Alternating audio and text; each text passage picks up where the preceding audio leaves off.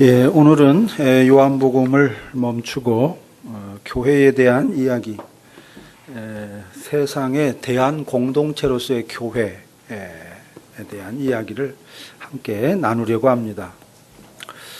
교회는 예수 그리스도 안에 있는 새로운 백성입니다. 새로운 백성.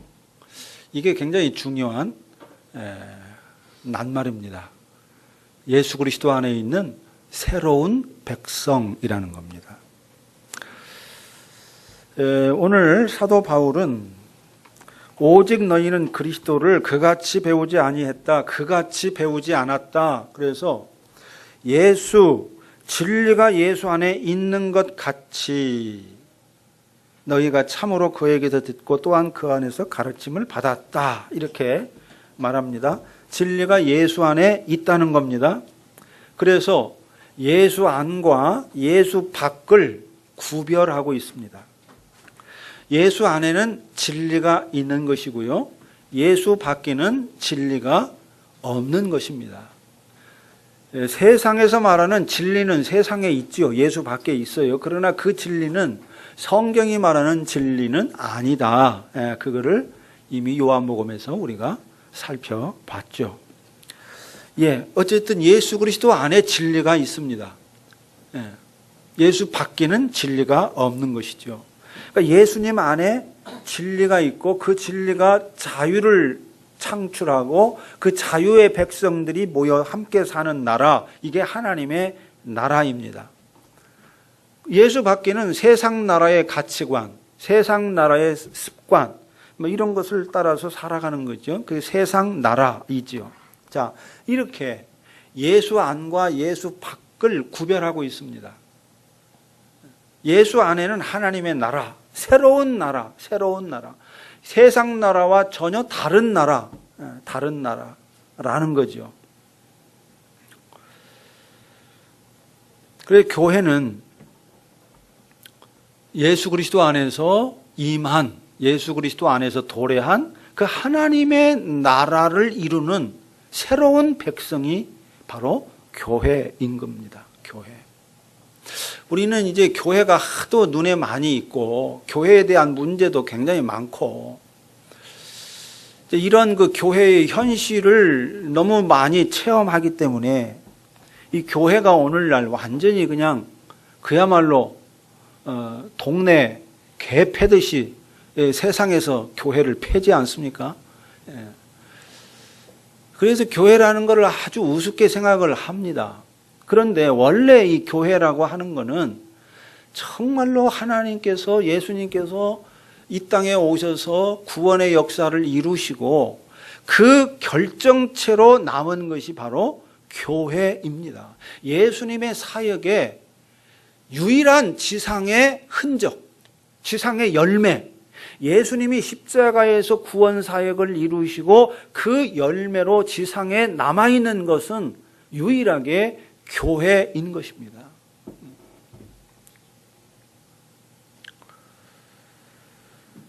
바로 이 교회는 하나님의, 예수님이 가지고 오신, 예수님이 증거하신 그 하나님의 나라의 어떠함을 이 세상에게 증거하고 보여주는 그런 그 하나님 나라의 지상 식민지로서, 또 하나님 나라의 모델 하우스로서 이 땅에 주어진 것입니다. 그러니까 교회라고 하는 것은 사실상 하나님 나라의 증인으로 선택된 백성들의 모임이라고 말할 수 있어요. 하나님의 나라의 증인으로 선택받은 그런 백성들의 모임이 곧 교회인 겁니다. 그러니까 교회는요, 우리가 굉장히 이제 교회가 이런 일도 해야 되고 저런 일도 해야 되고 세상에서 말하는 그런 어떤 선행을 해야 된다고 생각을 합니다. 물론 선행을 해야 돼요. 그러나 교회는요, 하나님의 나라를 증언하기 위해서 존재하는 것이지 어떤 다른 이유를 위해서 존재하는 것은 전혀 아닌 것입니다. 전혀 아닌 거예요. 교회의 존재의 이유는 오직 하나님의 나라가 어떤 나라인가, 그거를 증거하기 위해서 이 땅에 존재하는 겁니다.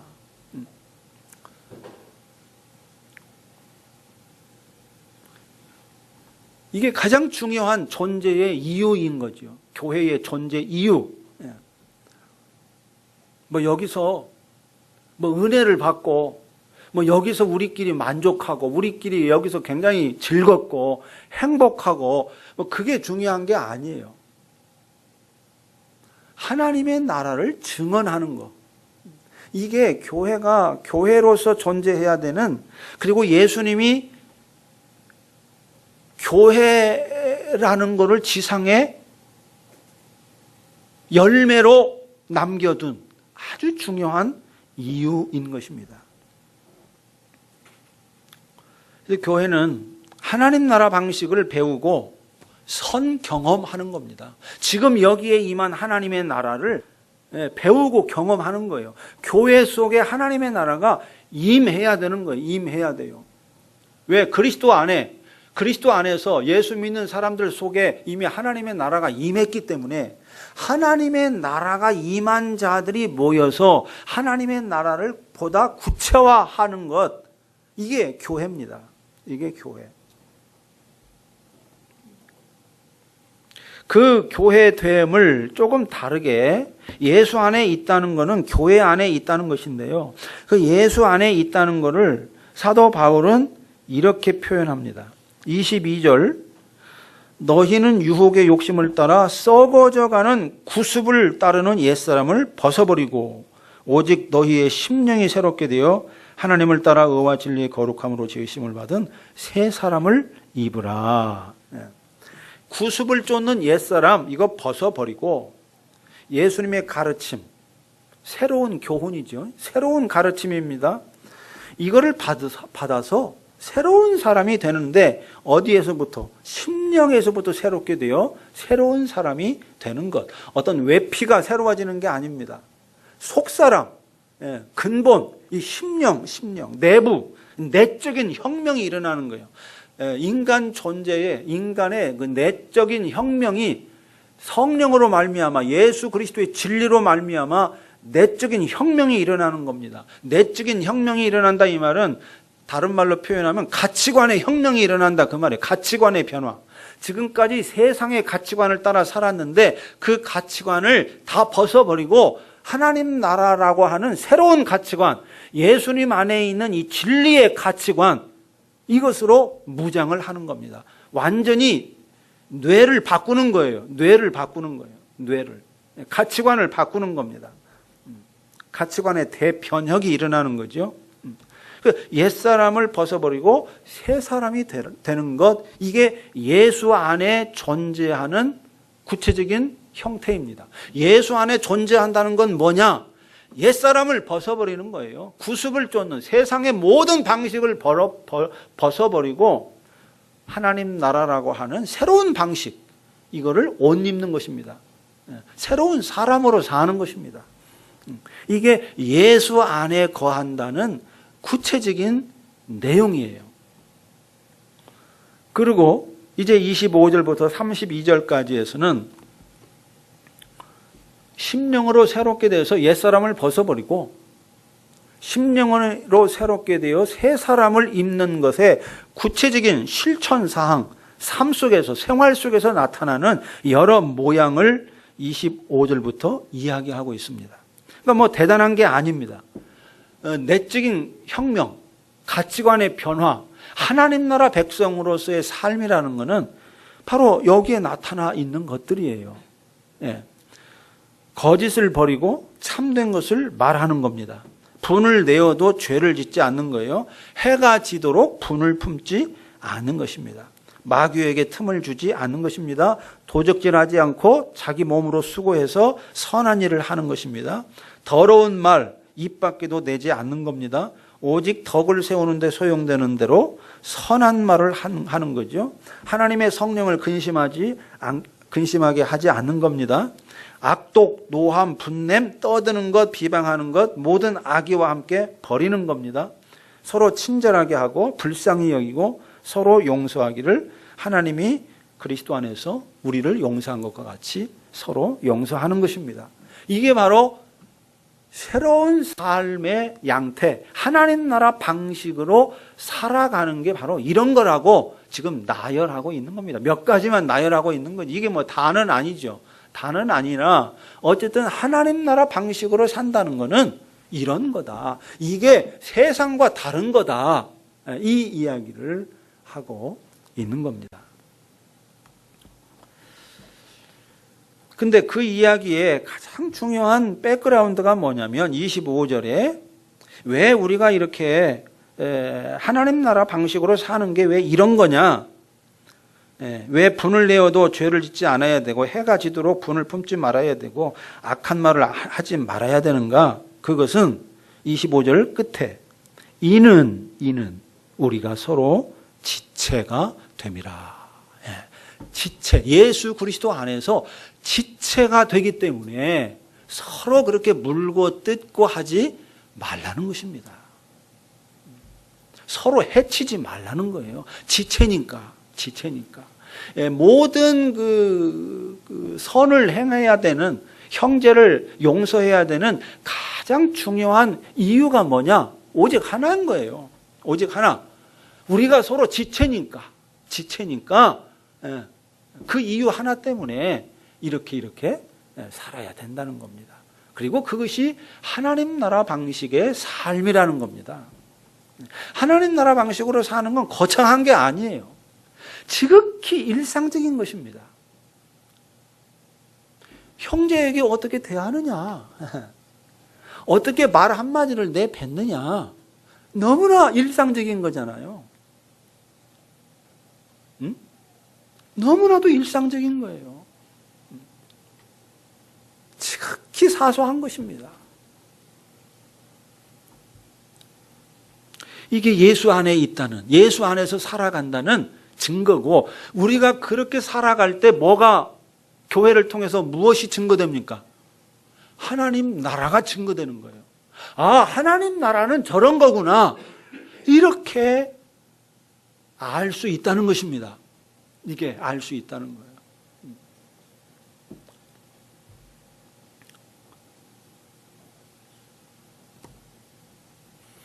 이게 바로 뭡니까? 세상과 다른 그런 공동체라는 거죠. 교회는 뭐냐? 세상의 대안이 되는, 하나의 그 해결 방식이 되는, 아, 이것이 대안이구나. 이게 진정한 해결책이구나. 이게 이 세상이 가야 될 모델이구나. 우리 삶이 저렇게 전환돼야 되는 거구나.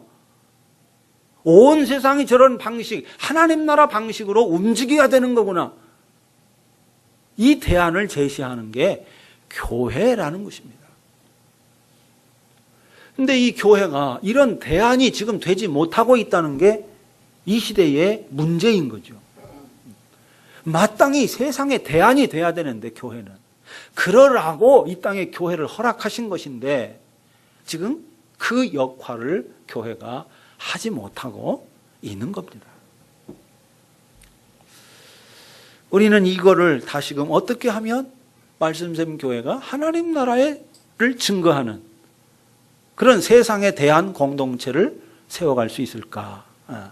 이거를 우리가 고민해야 하는 거죠. 그러니까 교회는 예수님이 머리이시고 모든 구성원은 그 몸의 지체, 그 머리의 지배를 받는, 머리의 통제를 받는 지체지요. 이 몸입니다. 교회는 예수 그리스도의 몸이에요. 예수 그리스도의 몸. 머리는 예수, 몸은 성도들. 이 땅의 모든 성도들은 그리스도의 몸입니다. 그 유기체예요. 유기체. 나와 너는 관계가 유기체적인 관계예요. 예수 가족입니다. 예수 가족. 오늘날은 뭐 이 가족마저도 해체되고 있는 상황이니까요. 뭐 예수 가족이라는 말이 상당히 좀 옛날에 그 가족이라는 그 표상, 가족이라는 그 단어가 가져다주는 이미지가 있잖아요. 근데 지금은 가족 자체가 해체되어 가고 있습니다. 그래서 가족이라는 이미지가 지금 성경이 예수님의 교회를 가정이라고 하는 이 언어로 표현하기에 좀 부적절한 면이 없지 않아 있습니다. 가족이 해체되어 버리고 있으니까. 가족이 가족을 죽이고 있잖아요. 돈 때문에. 돈 때문에. 네? 아주 무서운 세상이잖아요. 가족과 가족 간에도 신뢰가 무너져요. 신뢰가 무너집니다. 그저 네 방 따로 있고 내 방 따로 있고 각각 자기 방에서 사는 겁니다. 가족이지만. 옛날에는 안 그랬어요. 가족도 지금 해체되어 있고 뭐 사회는 말할 것도 없습니다. 지금 이 21세기 이 현대 사회는요. 어떤 사회냐? 독립된 개인들의 사회입니다. 독립된 개인들의 사회. 다른 말로 표현하면 분열된 개인들의 사회입니다. 전부 분리되어 있어요. 분열되어 있어요. 너는 너고 나는 나예요. 개인들의 사회. 지체가 아니에요. 유기체가 아니에요. 그냥 개인들이 함께 모여서 이해관계를 따라 엮여가지고 사는 것뿐이에요. 그래서 이 시대를 가리켜서 분열된 개인들의 사회, 독립된 개인들의 사회, 이렇게 사회학자들이 그렇게 표현을 했습니다. 정확한 표현이죠. 각자 도생하는 겁니다. 각자 도생하는 사회. 개인들의 사회라 이 말은 네 인생은 너 스스로 책임져. 나하고는 아무 관계없어. 네 인생은 네 것이야. 너 알아서 살아가. 각자 도생하는 거예요. 각자 도생사회. 서로 함께 이게 없어요. 서로 함께라는 게 없습니다. 성경은요. 바울 서신에 보면 서로 함께 이게 굉장히 많이 나옵니다. 피차 이렇게 하라. 서로 이렇게 하라. 함께 이렇게 해라. 근데 서로와 함께라는 게 없습니다. 가정도 따로따로예요. 학교 가도 교실도 각자 개인들의 분열된 개인들의 집합체일 뿐이에요. 교실이. 서로 함께가 없어요.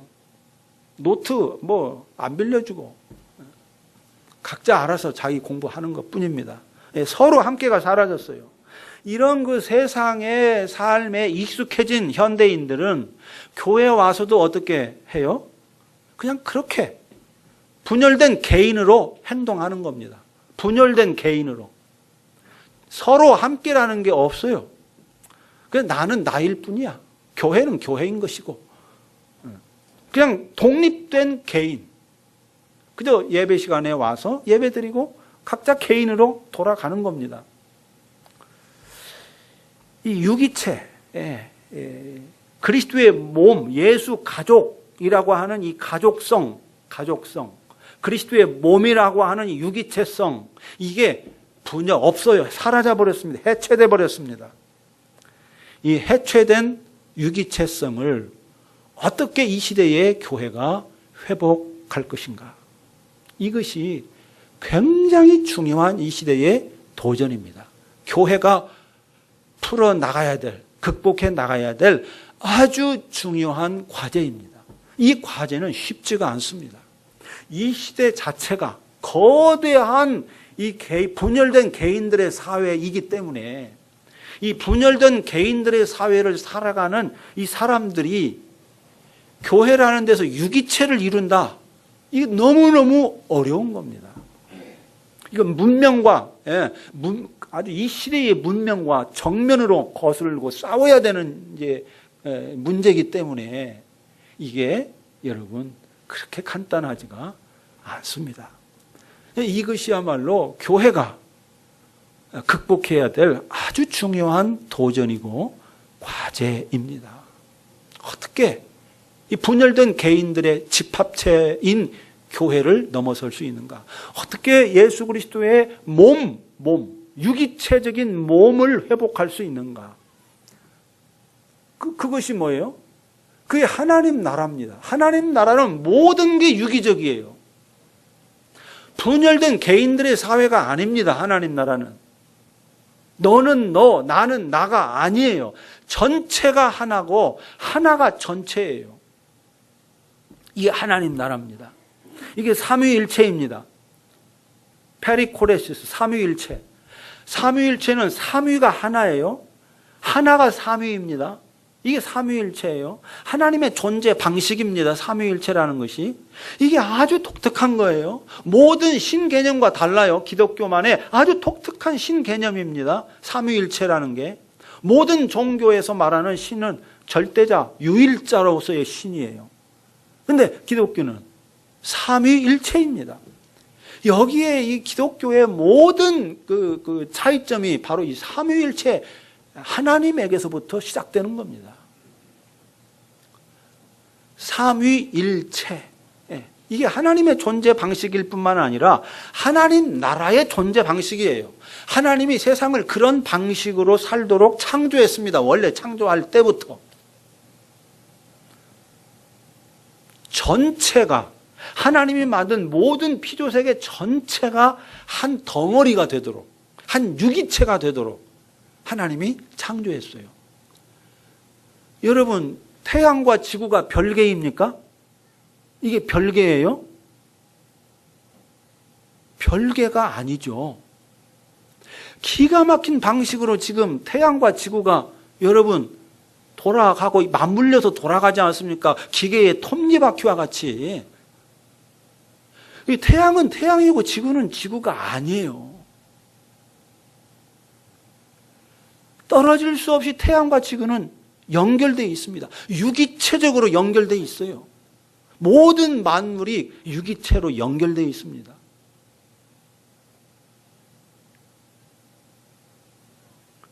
이게 하나님이 창조한 세계의 모습이고요. 하나님의 나라가 그런 거예요. 그게 하나님의 나라예요. 하나님의 나라는 모든 육체는 없고 세상 없고 그냥 영적인 어떤 그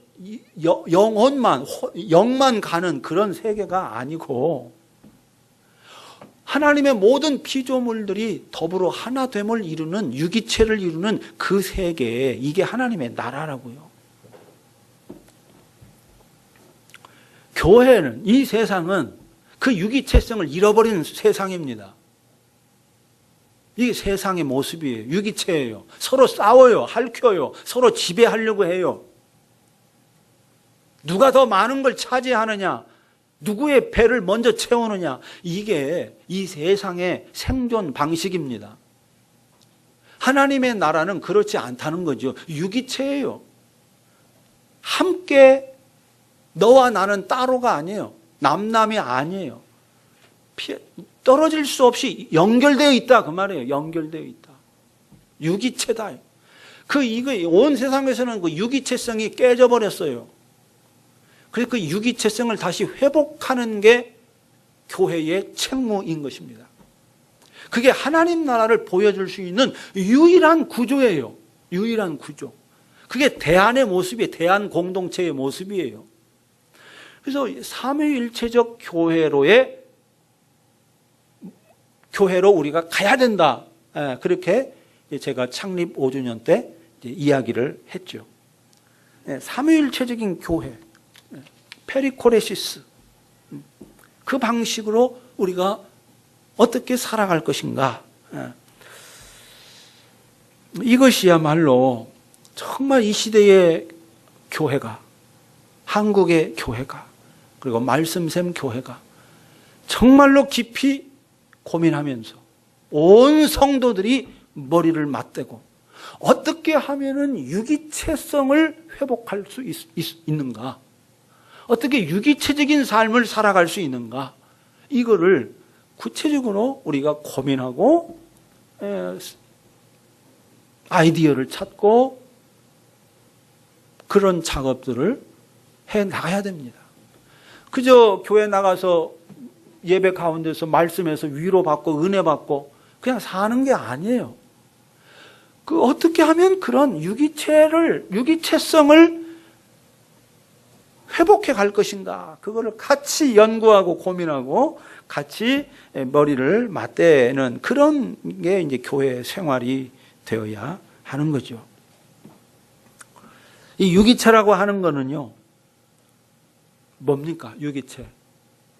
유기체는 떨어질 수 없다 그 말이죠. 각자 따로 지 맘대로가 아닌 거예요. 태양과 지구가 지 맘대로 돌아간다. 이거는 죽음인 거죠. 그거 자체가 하고 죽음인 겁니다. 지 맘대로 돌아가면. 모든 인간과 인간 관계는요, 지 맘대로 돌아가면 안 되는 거예요. 질서라는 게 있어야 된다 하는 거예요. 질서. 유기체라는 거는요, 질서가 있는 겁니다. 무질서는 유기체가 될 수가 없어요. 자,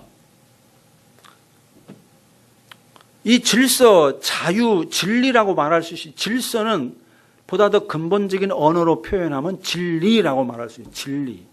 진리가 바로 질서인 것입니다. 그러나 여러분, 질서만 있으면 안 돼요. 자유가 있어야 돼요. 자유. 이 몸에 이 질서와 자유가 없으면요, 유기체가 깨집니다. 그래서 질서와 자유가 공존하는 시스템이 돼야만 그 이제 진정한 유기체라고 할 수 있습니다. 자, 한번 우리 몸을 생각해 보십시오. 자, 우리 몸에는 여러 지체가 있습니다. 눈도 있습니다. 입도 있습니다. 손도 있고 발도 있고 심장도 있죠. 자, 그런데 여러분, 눈은 눈 고유의 역할을 합니다. 다른 누구가 눈의 역할을 지 맘대로, 이 손이 말이지, 나 눈 역할 하고 싶어. 나 눈 역할 할 거야. 눈 될 거야. 여러분, 그러면 되겠습니까? 안 되죠. 눈에 고유한 역할이 있는 거예요. 눈에 고유한 역할. 입에 고유한 역할이 있는 겁니다. 그 눈의 고유한 역할은 머리가 통제하지 손이나 발이 통제하지 않죠. 손이나 발이 눈을 통제하겠다고 하면 이게 바로 뭐예요? 질서가 깨지는 겁니다. 눈의 자유를 침범하는 겁니다. 눈의 영역을 손이나 발이 파괴시키는 거죠. 눈은 머리의 지시를 따라서 눈이 역할을 해야죠. 누구를 위해서? 눈만을 위해서 눈이 역할합니까? 아니죠. 몸 전체를 위해서 눈이 눈의 역할을 하는 거예요. 입도 마찬가지고 손도 마찬가지고 발도 마찬가지고 심장도 마찬가지예요. 심장이 지 마음대로 뛰면 어떻게 되겠습니까? 이제 부정맥이 일어나는 거예요. 부정맥. 그래서 도무지 생활이 안정이 안 됩니다. 막 심장이 지 마음대로 빨리 뛰고 늦게 뛰고 빨리 뛰고 늦게 뛰고. 그러면요, 아무것도 못 해요. 아무것도. 심장이 제 역할을 꾸준히 해야 돼. 제 역할을 할 수 있도록 심장의 자유를 존중해 줘야 돼요. 심장을 갖다가 막 위장이 말이죠. 간섭을 하고,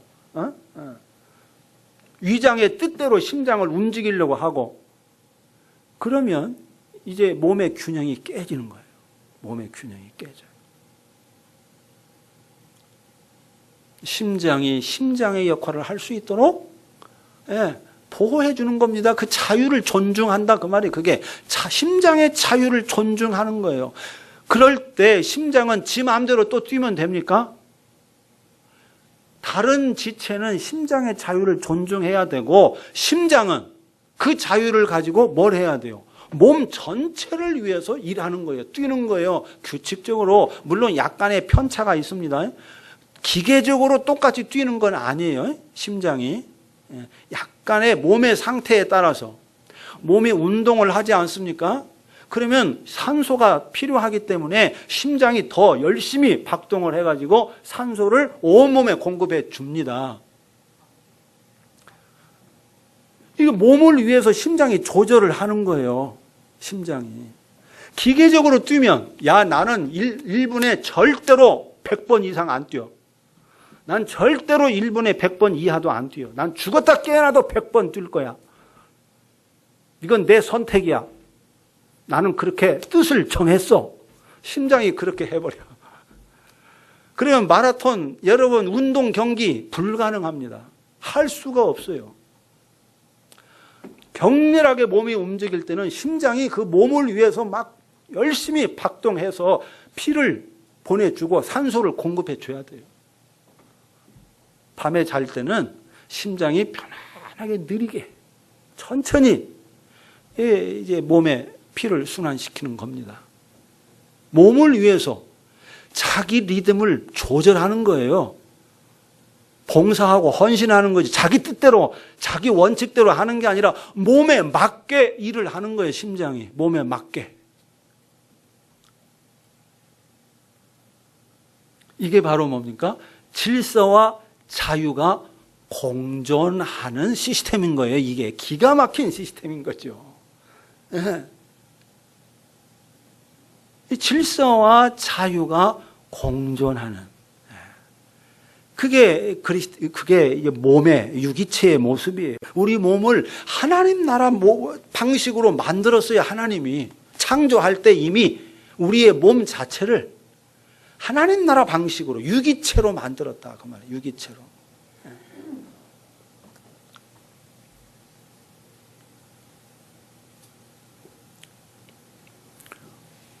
두 살 갓난 아이부터 할머니, 할아버지, 노인에 이르기까지 전체가 함께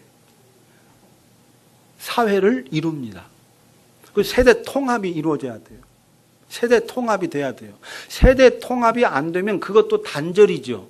세대 간의 단절, 이거 하나님 나라에 존재할 수 없어요. 노인들은 노인들끼리, 아이들은 아이들끼리 따로따로. 여러분, 이거는 유기체가 아닙니다. 이건 공동체가 아닙니다. 전체가 하나인 거라고요. 전 세대가 함께 통합이 이루어지는 거예요. 같이 더불어 살아가는 겁니다. 그러면서 배우는 거예요. 그래서 세대 통합이라고 하는 게 굉장히 중요한데 이것도 자꾸 세대 분리로 이 시대는 흘러가요. 흘러가면서 문제가 생기니까 이제 다시 세대 통합이라는 운동이 이제 또 일어나기 시작합니다. 세대 통합.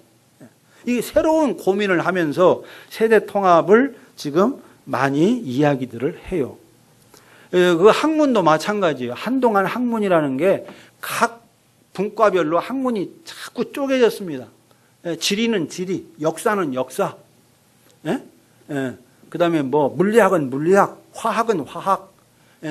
뭐 또 신체 의학 안에서도 뭐예요? 의학 안에서도 뭐 산부인과, 정신과, 뭐 내과, 뭐 외과, 뭐 심장외과. 외과 중에서도 뭐 심장외과, 뭐 내과에서도 뭐 내분비, 뭐 끊임없이 분열합니다. 분열. 학문이 그렇게 끊임없이 나눠졌어요. 근데 지금은 다시금 학문의 통합이 일어나고 있습니다. 통합. 이제 내분비만 하면 안 되겠구나. 의학만 해가지고는 안 되는구나. 경제학만 해가지고는 안 되는구나. 이제는 전체를 아우르는 통합 학문. 이게 필요하다. 그래서 지금 새롭게 이 통합, 학문의 통합 운동이 일어나고 있어요. 세대 통합, 학문의 통합. 말씀샘 교회도 이 세대 통합이라는 게 쉬운 일이 아니에요. 아이들이 어른들하고 함께 섞이기를 싫어해. 젊은이들은 노인들과 함께 섞이는 걸 싫어해. 부담이 돼요. 뭐 그 어쩔 수 없는 그런 그 관심사라든지 흥미라든지 문화의 양태라든지 뭐 이런 게 조금 다르니까 뭐 어느 정도 이해를 못할 바는 아니죠. 어느 정도 이해는 돼요. 이해는 되는데 완전히 소통 불가. 소통해본 경험이 없어. 아예. 저희 며느리가 지금 결혼하기 전까지, 말씀생교회 오기 전까지 신앙생활하면서 교회 안에서 어른들하고 한 번도 이렇게 교류하거나 대화하거나 섞이거나 그래 본 적이 없답니다. 대부분의 애지간한 규모의 교회를 다니면 다 그래요. 다 그래요. 그게 건강한 거냐? 그게 잘 되는 거냐? 결코 그렇지 않습니다. 세대 간의 분리, 이것도요, 하나님 나라를 거스르는 아주 중요한 요인 중에 하나입니다. 이거를 어떻게 극복할 건가? 이것이 참 우리에게 주어진 아주 중요한 과제입니다.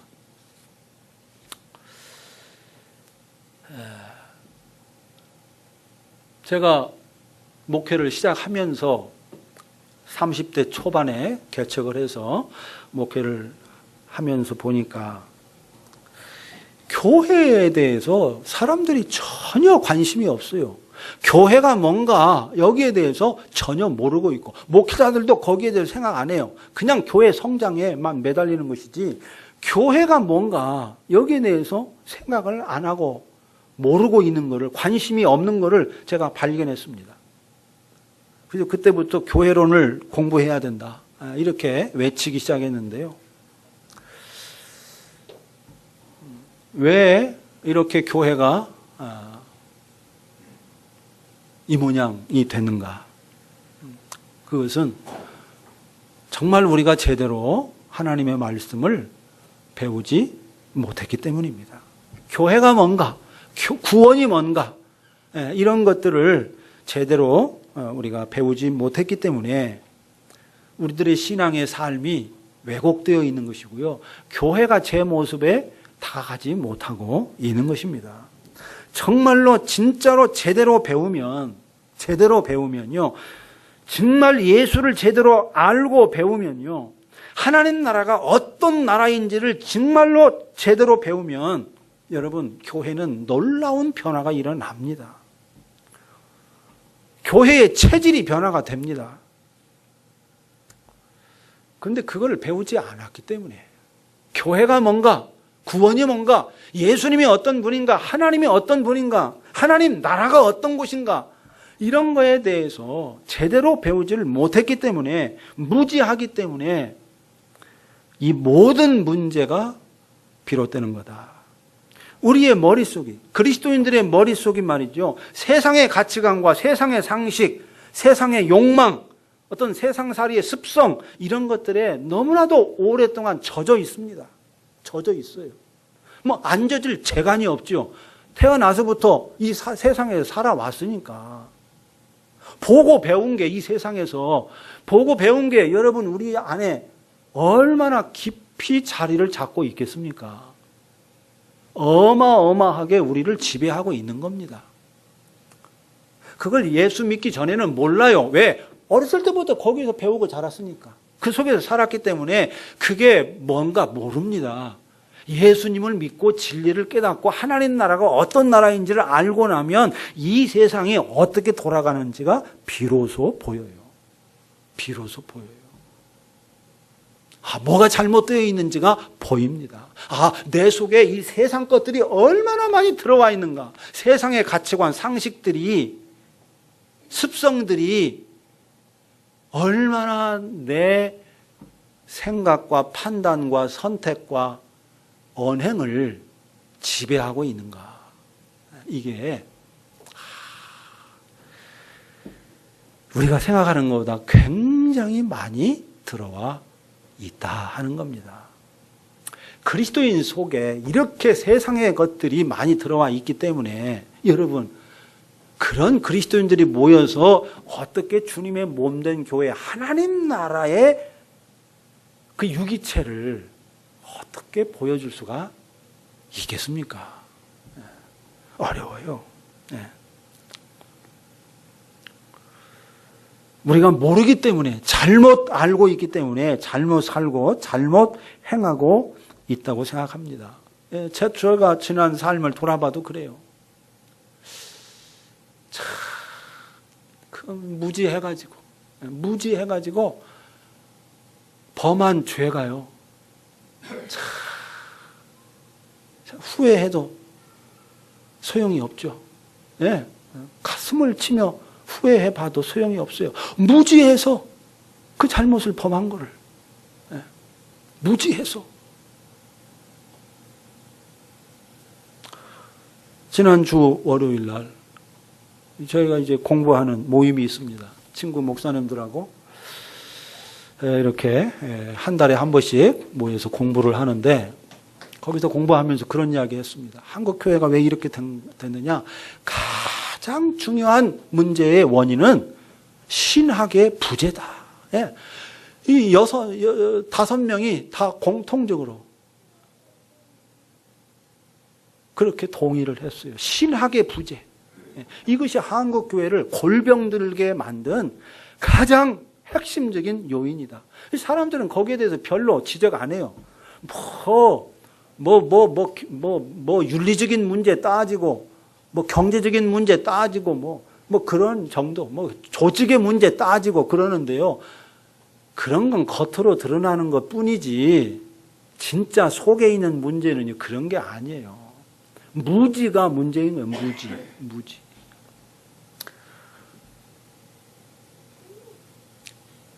그래서 정말로 우리는 제대로 알고, 그래서 제대로 온전할 수 없으나 꾸준히 그 온전함을 향해서 나아가야 됩니다.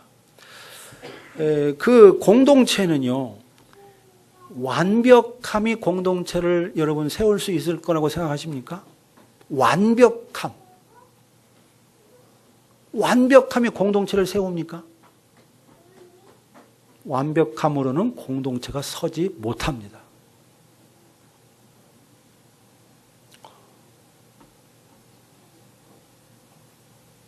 하나님이 세상을 만들 때 어떤 하나를 완벽하게 만들지 않았습니다. 스스로 존재하도록 만들지 않았어요. 너 없이는 내가 존재할 수 없도록 만들었어요. 이 말은 무슨 말입니까? 부족한 존재로 만들었다 그 말이에요. 부족한 존재로.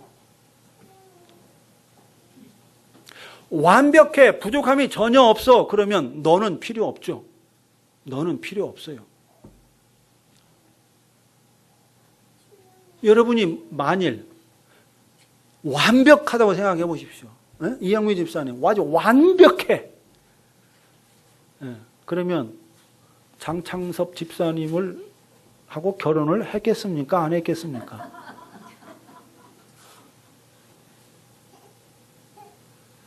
당연히 안 했을 거예요.